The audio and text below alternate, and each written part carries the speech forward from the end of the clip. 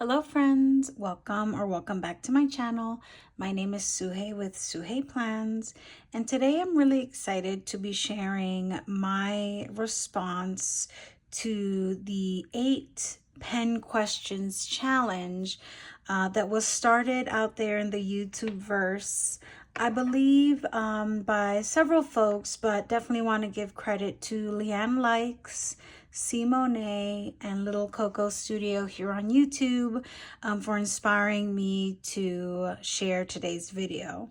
I've been in a little bit of a YouTube slump, so to speak, not feeling super inspired to share things, but this was an idea that I really liked, and I was really excited to participate.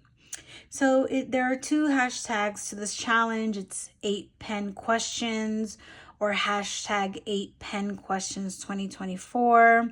And I'm very new to fountain pens. I definitely consider myself a beginner.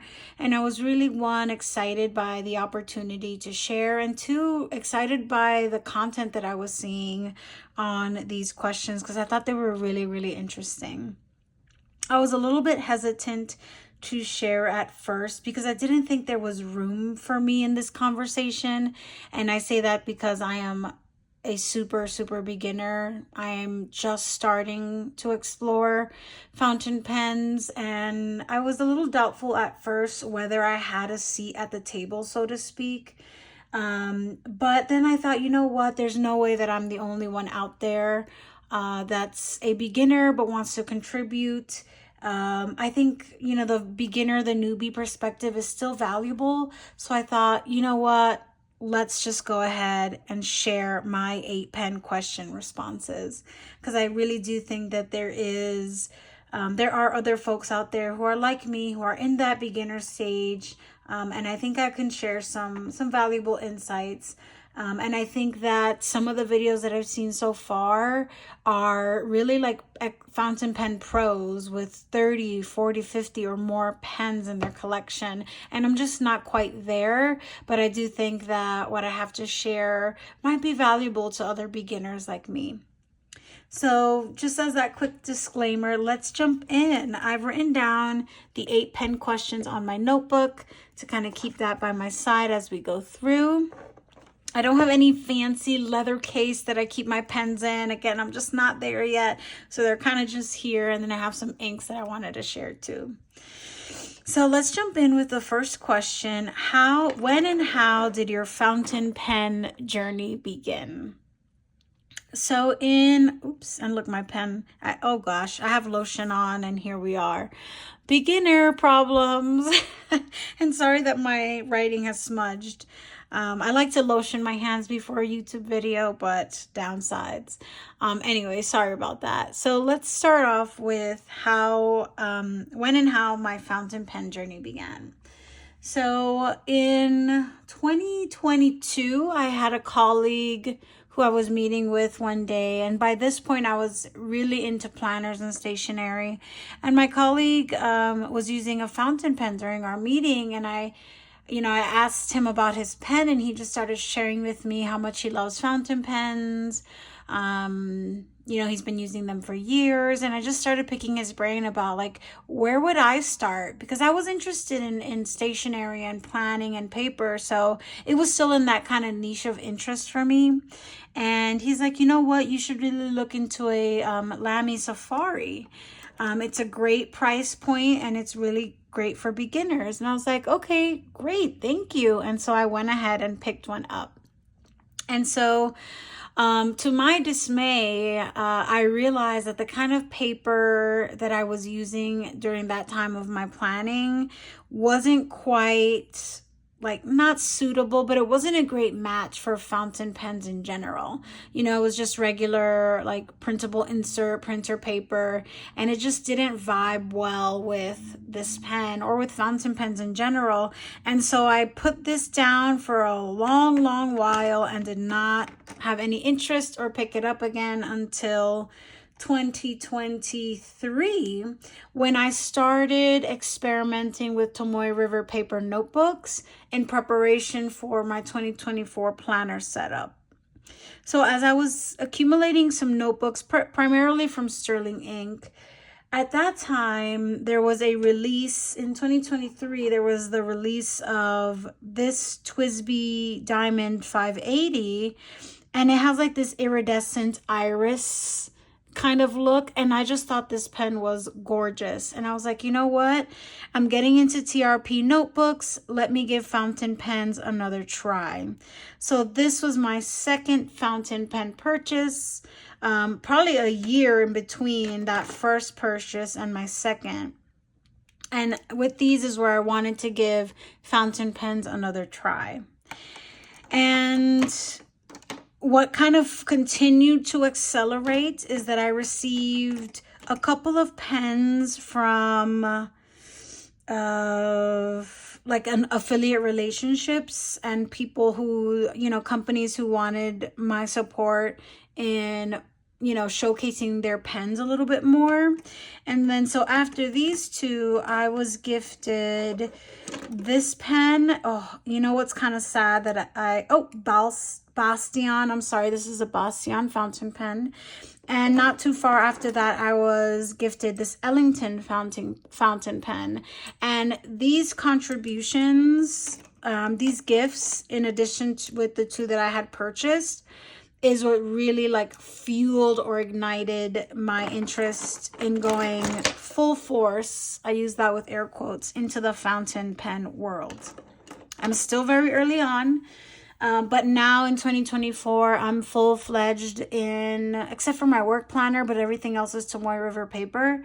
So I'm like full-fledged into fountain pens, and I'm also loving the TRP paper, so I really want to keep exploring the fountain pen world.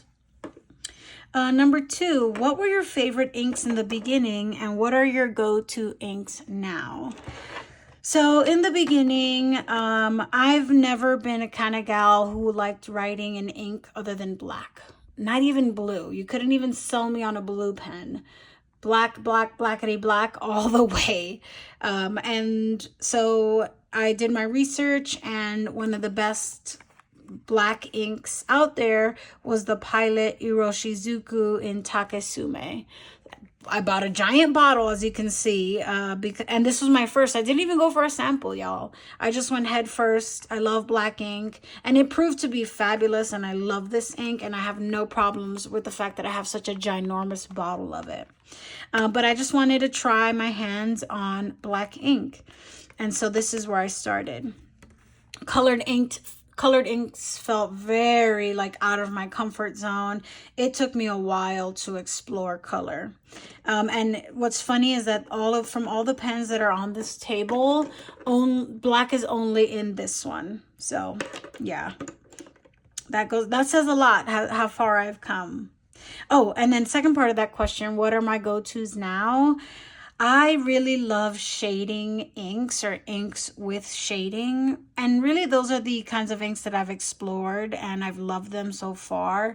So I have a lot of these Sailor Yarameku inks in my collection right now. And I just love the shading properties in this particular line. And of course, I went hard and got full 20 milliliter bottles. That's one thing for me is like a fault, is that I'm not doing, like I should be sampling more, but I'm just like committing. And that's kind of me in general. But I really I'm into the shading now after receiving a sample of Kitsune Biori that came in a set with this Sailor Pilot Junior.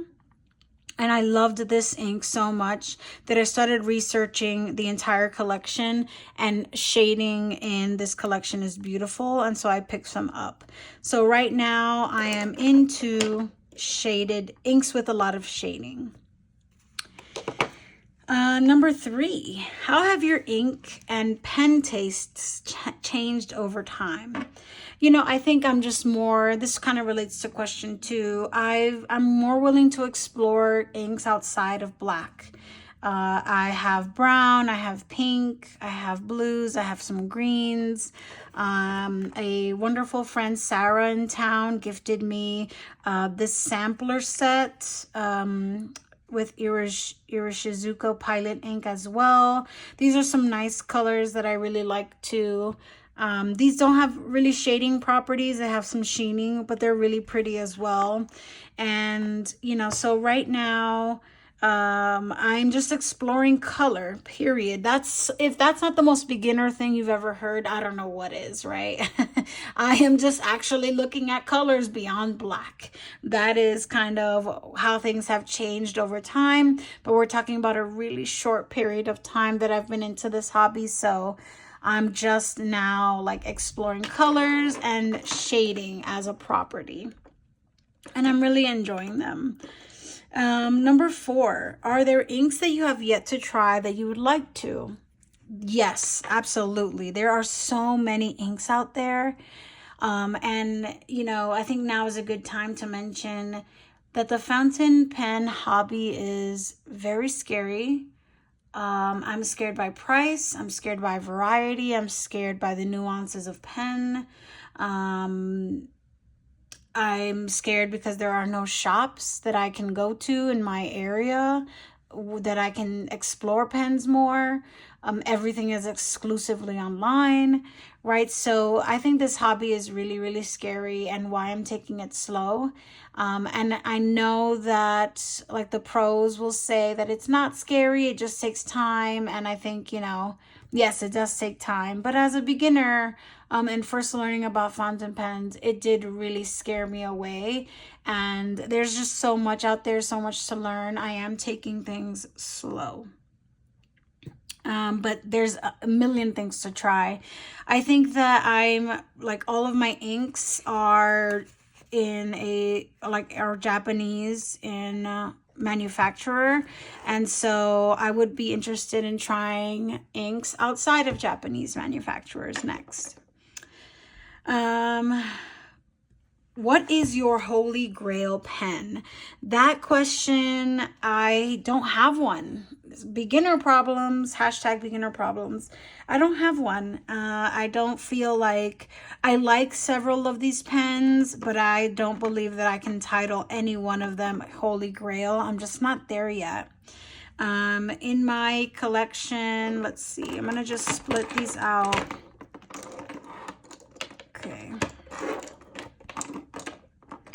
Okay, these are pens. Okay, hold on. Sorry, let me rearrange. Okay. These are pens that I was gifted through an affiliate relationship or through a giveaway. These are actually pens that I purchased with my own dollars. So, you know, if we were to take out these pens, I really haven't even...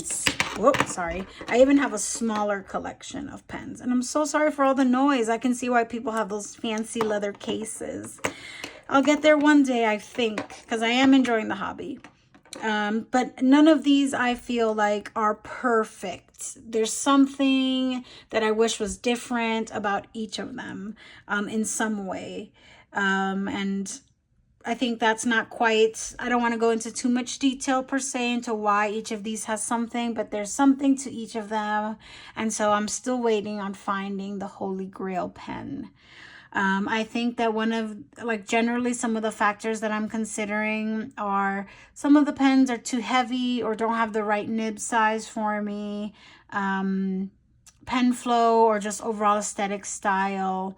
In some way, shape, or form missed the mark, but so I haven't quite found my holy grail. But I will say that my favorite is the TWSBI Diamond 580. So that's probably one of my favorite pens, and I'm also really liking this Sailor Pilot Junior as well in a medium fine. These are probably my 2 favorites right here. How many pens do you currently own? Everything that you see here. That's it. That is that is all of it. And I think that's okay. Again, I'm sorry if you're, I made the disclaimer at the beginning of the video. This is a beginner's version of these questions.